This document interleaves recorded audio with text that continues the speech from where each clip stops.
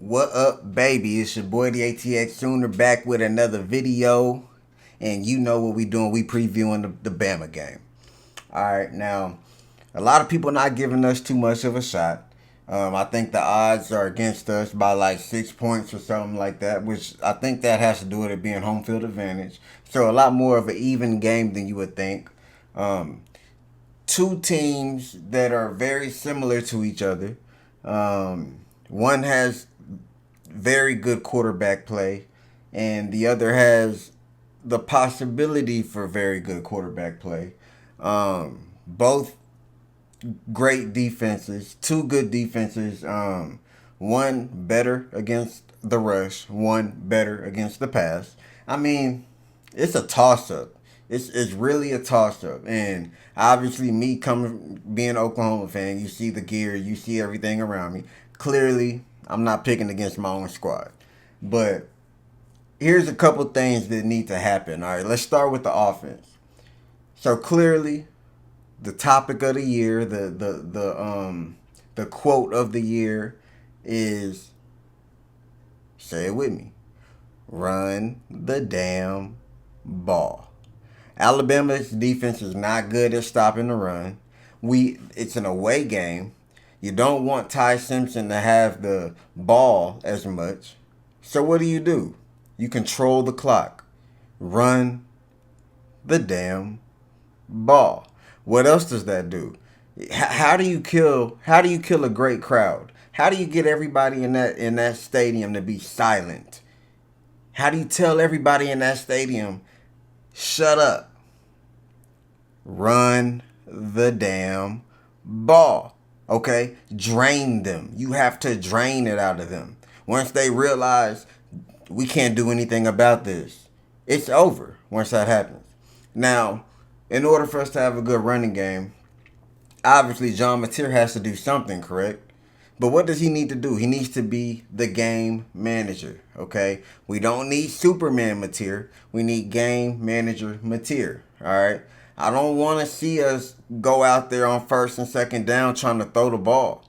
Even though I know that's exactly what I'm going to see a couple possessions. And I'm not saying every possession you don't throw the ball on first down or second down, but we can't make this one of those type of games, all right?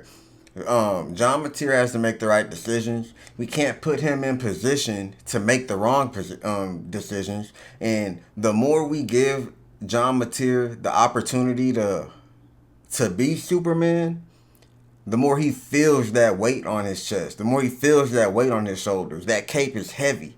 You know what I'm saying? So we can't allow that for John Mateer. We have to keep his head clear. And how do you do that? You run the damn ball. And then and whenever we do need to lean on Mateer, obviously do that. One thing or a couple things Mateer needs to do better at, I would say, is one, run the ball. I mean, a lot of times when he drops back and he's sitting there, a lot of those sacks could have been avoided by instead of, which is not a good thing that he always has his eyes downfield. That's a great thing, actually. But he also, and it seems like he got it through his head in the Tennessee game, there's a lane for you to just take advantage of. So take advantage of that, okay? And when you do throw the ball, don't jump. Don't jump and throw. What mechanics, what quarterback school did John Mateer go to? Because there's a lot of jump throwing.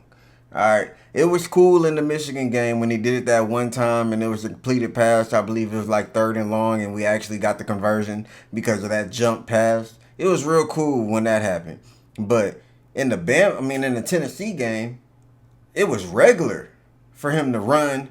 For him to jump and throw. No, I'm not a quarterback. I'm not a professional athlete, but we all understand that your power comes from your legs when you're throwing the ball. But when your legs are in the air,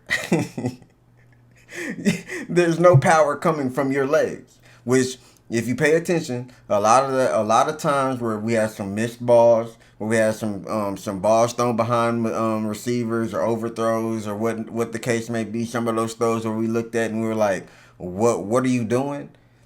It's because he jumped and threw. He jumped and threw. Why? We don't know. But if we do all those things on offense, we should just run the ball and John Mateer be a game manager. We can take advantage of the time of possession. We can drain that crowd, and then on top of that, that Bama defense is just going to be tired. Okay, we need to. That's the game plan that needs to happen. All right, similar to last year. Does John Mateer have to be Jackson Arnold? When it comes to running the ball, not necessarily, but he is going to have to take advantage of a lot of those lanes that he's going to have open to run the ball, and obviously he's going to have some called runs himself as well. So that's the offense. Now, defense. What does the defense need to do against this Alabama offense that can't run the ball? They're one dimensional, and it's almost like strength versus weakness. Our secondary is damn good. Don't get me wrong, but they have a tendency of giving up plays. If you and just look at the Ole Miss game. All right, look at the Texas game. All right, now that's a possibility in this game. So what does that mean? One, this is not the game that we need to allow Alabama to figure out the run. All right, we got the best damn run defense in the nation. That shouldn't happen this game. And if it does happen this game, you can expect a big L on our foreheads because that's what's going to come with it. But outside of that, attack Ty Simpson. And this is obvious, This isn't something that we're not going to do, okay? This is not something that Brent Venables is not thinking about. He does it every game. That's the most consistent thing about this team is that quarterback attack. All right, we are attacking the quarterback every single game, and it's beautiful. And I expect no less going into Alabama. All right, and what does that come with? That comes with turnovers. All right, you remember that 70-yard run by R. Mason Thomas, but then his leg damn near fell off. A lot of that can happen against this quarterback. All right, now don't give him any time because if you give him time, hell, he's one of those quarterbacks where if you give him time, he's going to pick you apart, and if you don't get to him, if you don't touch him, if you don't rough him up a little bit, he's going to build the confidence in his pocket to be able to trust the fact that they're going to get close, but I can still make my throw. We got to get him on the ground. All right. And what comes with that? Fumbles. Ty Simpson has a tendency of fumbling the ball once he gets sacked. All right. So I expect about 2 of those this game. So I don't want to take too much of your time, obviously, but either way, I expect this defense to attack Ty Simpson, cause a fumble or two from Ty. I do expect 2 turnovers by this defense. At least 2 turnovers because Jean Mateer is probably going to give up 1. All right.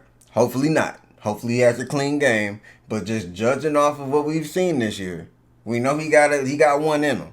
All right. So we got to get 2 out of them. Okay. What do I think the score is going to be? I think the score is going to be 24-17 Oklahoma. I think Oklahoma's playoff hopes will remain alive and more alive than they've ever been. And then we can focus on Missouri after that. But that's what I think. Y'all tell me what y'all think. If y'all enjoyed this, y'all make sure y'all like, share, subscribe. I do appreciate y'all. We're on the road to 500. But yeah, what y'all think? Let me know in the comments. But y'all know why we got to stick to the run. Don't allow them to figure out the run. And keep that quarterback's ass on the ground. It's in our DNA, baby. Right? Bye.